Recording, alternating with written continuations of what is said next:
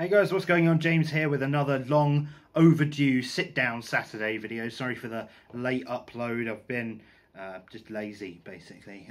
No excuse there. Today I'm drinking, because that's always fun. And what I want to talk about has been hacking me off, to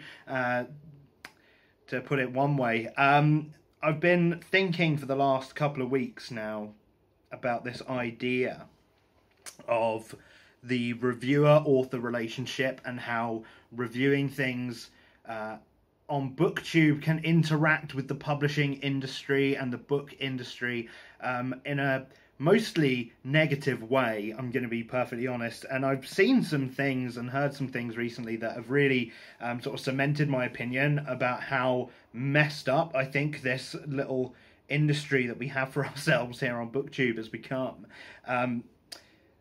First of all, though, we need to really talk about what the purpose of a review is, because this is something I think that has been misunderstood and exploited by the publishing industry and certain authors out there, from the indie scene, not so much not from mainstream publishing, but even from, you know, just people putting their own work out there now, really have the wrong end of the stick on what to expect from reviewers that have any sort of credibility or, you know, what their goals are as a reviewer. So for me, the point of a review, and I think this is fair to say is a general point of a review, the point of a review is not, you know, the point of a review is to inform the consumer about the product that they're looking to consume. You know, it's there, if you're doing a book review, it's to tell people what you thought of the book and whether or not you think it's worth their money. Because at the end of the day, you're selling a product as an author and a publisher, and it is a product that most people will have to go into sight unseen, because, you know, you can throw out a sample chapter maybe on the website, but, you know, how many people are going to do that? You're looking to target those people that go into bookshops or go online, see a book, judge it by its cover. I mean, you know, as much as we say don't do that, it's what people do. You're looking to target those people and sell them a product. It is within every consumer's right to be informed about the actual quality of that product before they make the decision to buy it, because that is money a lot of the time they ain't getting back, they've worked hard for, and that is where reviews come in, because that allows people of a professional nature to go in, give their opinions on a book, and let people know what the actual quality of it is before they go into it. Now, it's a different discussion altogether on whether or not we feel that booktubers are professional reviewers. I would not consider myself a professional reviewer. I don't make any money off doing this channel, yet anyway. But I don't make any money off doing this. You know, I've got no special privileges. I buy books and I tell people my opinions on books, you know, as I see it. I just call it down the middle from my perspective. I don't claim to have any sort of, you know, formula for judging whether or not a book is objectively good or bad. I don't think that's possible, but, you know, again, this is a discussion for another time. But the point of a review, someone coming to my channel and seeing my review, say, of The Witcher, if they've never read the Witcher series and they see my review, I want them to get, you know, I want them to understand my opinions of it and then decide for themselves whether or not that sounds like something they would enjoy. It's not up to me to market the book. And this is where, you know, the publishing industry has really fucking come in with its gross little grubby hands and exploited BookTube, I think, in a lot of ways. The majority of reviews, I wouldn't say the majority, let's scrub that phrase, not the majority, but there are a lot of instances, especially amongst the big booktubers, where reviews and book hauls and all of this stuff, they're now so heavily sponsored by publishing departments, publishing houses, you know, How many videos have you seen where it's on, hi guys, I partnered with Penguin Books for this fucking, like, vlog I made. Like it means nothing, you know. They are throwing marketing budget at these people in order for them to plug the book. And they're not obviously not paying for a fucking honest opinion, are they? Like, you don't pay someone and go, yeah, just tell people what you thought about it, you know, honestly, and we'll give you like 10 grand or whatever. I don't think anyone's ever been paid 10 grand for a sponsored video, let's get that clear. But, you know, you don't pay someone to give their own opinion if they've been doing that for free already. You know, there is a definite level of like insidious shadiness going on there with all these sponsored videos.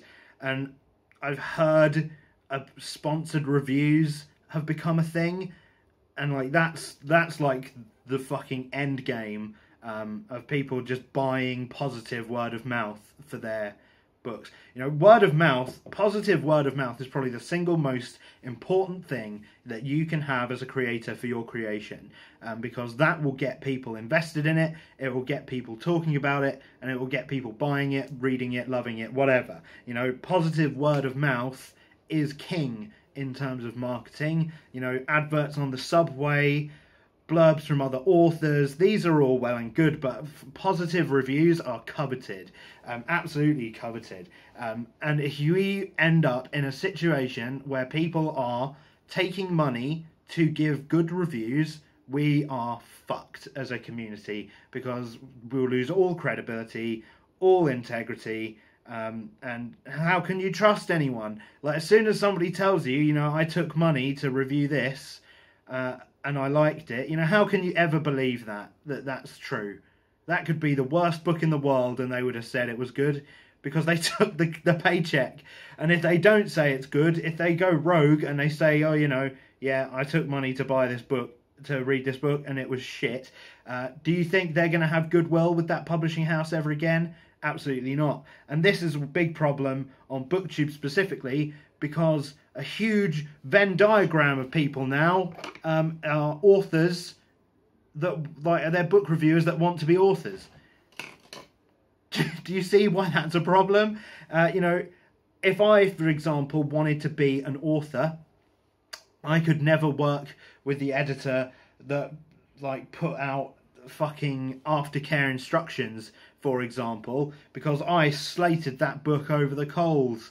And if I went to that publishing house and went, oh yeah, I've got this book that I've written, mate, and I want to sell it to you, and I want to sell it onto that particular editor, they're going to take one look at my social media shit, see that review and go, fuck that guy, we're not giving him anything. And they'd be well within their rights to do so, fine. You know, if they want to be petty like that, if they want to take it personally, absolutely fine. But, you know, it shuts doors. Throwing out negative opinions does shut doors to an industry that is very small. And if it's an industry you want to get into, it's going to pay you well to make friends in that industry, you know. So yeah, there's no incentive. There's no incentive for people that want to be published authors to do, you know, critical like book reviews that are negative. That's why you will not see them very much on BookTube. We have this whole discussion about why do people only give positive reviews. Well, there's your answer, mate. It's because people are scared. And I think that's fair to say. People are scared to throw out negative opinions, not just because they don't want to get backlash, although that's true as well. How many times do you see on the front of a fucking negative opinion of anything, even as, like, just in the past, as like the Hunger Games, like, oh my god, guys, don't hate me, you're gonna kill me because I didn't like the Hunger Games. Like, fucking grow up, you know. It's your opinion. Grow up. You need to stand by your opinion. Don't be afraid to express yourself. If anyone gives you shit for it, fuck those people, because they're not worth your time. Publishing houses, you know, they want your good press. That is why they cultivate people that will give good press. That is why they send people like Sarah J. Maas to meet people like Jesse the Reader, because he's a safe pair of hands now in the BookTube scene. You know, he's got aspirations to be an author. All of those big lot do, you know. And two of them now, you know, Book Utopia and Poland Bananas Books, Christine and Sasha Olsberg, you know, they've now got publishing deals. So, you know, they're now in that industry. Do you think it's going to pay off for them to now start like cutting loose? And if they find a book to be the worst thing in the world, do you think they're going to tell you about it? Of course not. They're just going to let it fucking fade and die. They just won't talk about it. But this goes deeper now than the publishing industry, which I think is honestly, like, their interactions with BookTube have put me so off. You know, I've never seen so many sponsored videos. You know, I sponsored, like, fucking Penguin Random House sponsored a book club, like, talking about a book that they published. Do you think that conversation's going to be about how shit the book is? Come on, fucking wake up. No, of course not. But this is like, it's seeped down into the indie author realm. You know, I saw a video recently from an indie author. I'm not going to say her name because, well, why? I'm sure you can find the video easily enough if you want to. But the thing is, what this author said really fucking got under my skin in a big way. Because basically what they were saying was that if you don't give a positive review, then you are a troll. Like, I don't think they intended it to come off that way, but that is the sort of cut and thrust of what they said. Like, if you don't give a positive review, then you're being unnecessarily negative. And that just displays, like, the most fucking arrogant, you know, entitled view of what a reviewer is. These are people who are now treating reviewers as like their fucking marketing departments and their PR team, which is not the case. And a reviewer is not there to stroke your ego. It is not there to drum up sales for you. A review is there to give people an honest opinion of what they thought of the book. Whether or not they thought it was terrible or not, that's completely up to you as an author if you put out good or bad work. You know, of course there's an argument to be made for people that are not even reviewing the book and are just calling the author a dick, which is obviously not even a review, so it's kind of a different kettle of fish. But in terms of actual reviews, I believe the phrase that was used was, you're not contributing to the community when you write reviews that are not positive. Which, like, what the fuck? Like, is that really what you think? Like, negative reviews, like genuinely backed up, critical reviews, are not part of the community? You're only serving the community if you give a positive review because it helps you out as an author. Like, I get it, mate. Like, I get it. You want to sell your book, you want to have positive word of mouth, but you can't fucking coerce people into doing it. Like, if you just want people, if they have like a bad opinion, you know, if they have a negative opinion of your book, do you just not want them to not say anything? I guess that is what you want. But that's not, you know, that's not fair to the consumer. It's not fair to the people. Like, if you see a book with 100% positive reviews, they're all 5 stars, you know, and then if you read it and it's the shittest book ever, you're going to go, well, where are all the negative reviews? Jesus Christ. That train of thought, like, it's so dangerous. And then the same author said, you know, they don't mind negative reviews if it's constructive criticism, which is, again, like, I understand what you mean. Like, you want constructive feedback about your book, but a review is not feedback for you. A review is not for you as an author. You know, a review is not for you. It is for the consumer of your book. It is not the author's job to tell you how to write your book better. It is not the author's job. It is not the reviewer's job to, you know, fucking hold your hand and be like, oh, you know, I really like these bits, but you know, this is how you can improve it for next time. You know, I'm not your editor, mate. I'm not here to give you feedback. I'm not here to hold your hand and tell you it'll all be all right if you just make it better next time. I'm here to tell people that are going to pay money for your work, whether or not your work is worth paying for or not. That is the bottom line. I'm not here to market you. I'm not here to bump you up the fucking Goodreads and Amazon search lists. I'm not here to, you know, fucking bolster your numbers. That is not my job. You want someone to market you. You want a PR person. You want someone to put out good press for you. Fine, all well and good. But if you make a good book and then it ends up in my hands and I read it and I'm like, hey, this is a good book. You know, that's, you know, great for you, I guess. Like, you know, that's good feedback for your audience. If I read the book and it's shit, I'm going to tell people it's shit. And I don't care if it hurts your feelings that I think your book is shit. It's my opinion. It's not for you. And it's nothing personal against you. You can be a perfectly good person and be a shit author. You can be a great author and be a fucking shit person. I don't care, you know, what kind of person you are. I don't know you. And I shouldn't know you. And this is, again, like, with so many authors now, like, they're friends with the people that review their work, like, really good friends.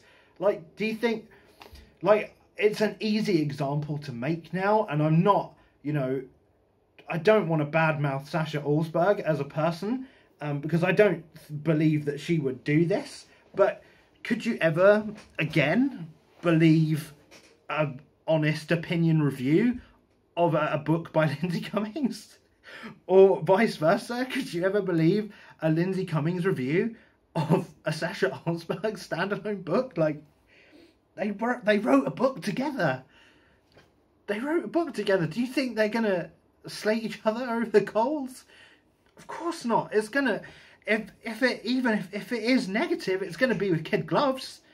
You know, this relationship has become so incestuous with the publishing community and the fucking people that want to sell you shit, like book unbox, like fucking book subscription services, like Owl Crate and fucking, oh my god, like all these things. Like, how many fucking book subscription boxes can you just fucking send out and be like, oh yeah guys, you know, honest review of this book box.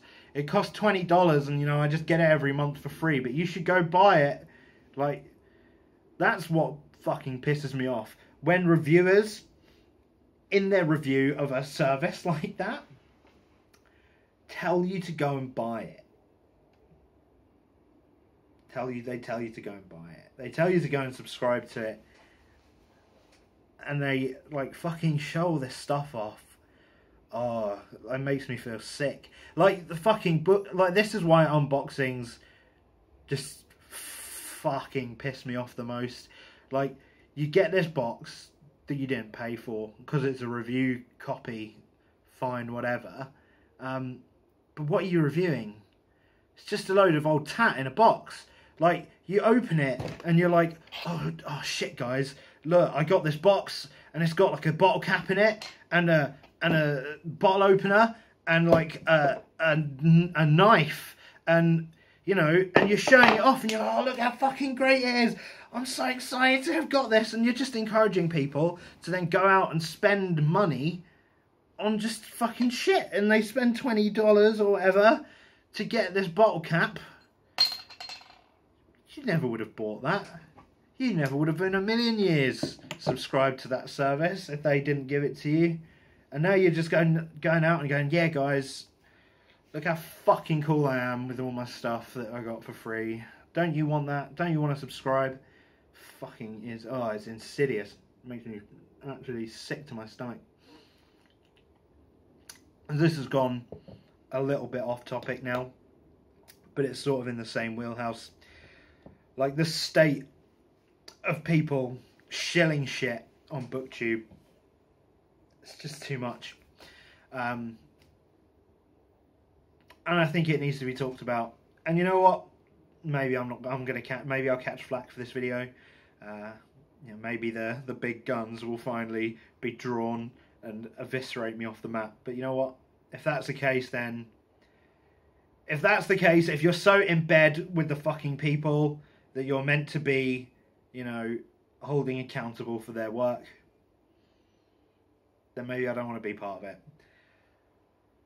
I don't want to. I want to be on that fucking outside. Then, you know, if that's how in the pocket of publishers that you are, that you can't see with your own eyes, like how fucking insidious it is, how incestuous the publishing industry has become, with clawing its little grubby way into the booktube space and fucking essentially wordlessly holding people's dreams to ransom, throwing money at impressionable young people to give positive opinions. And of course it's never said, is it, out loud? You know, you don't say, oh, you know, here's £100, you know, here's £100, give me a good review. They're just like, oh yeah, you know, we like how your channel's going, you know, here's £100, and if you want to talk about our book, you know, that'd be good, you know, we'll give you £100 if you mention our book in a video. That's, oh my god, it's fucking slimy. It's fucking slimy and I hate it. So that's it. Got a bit morose towards the end there, so thank you for sticking with me. I have to finish my beer now and maybe do some reading because I haven't done any of that in a while. See you later, guys. Bye.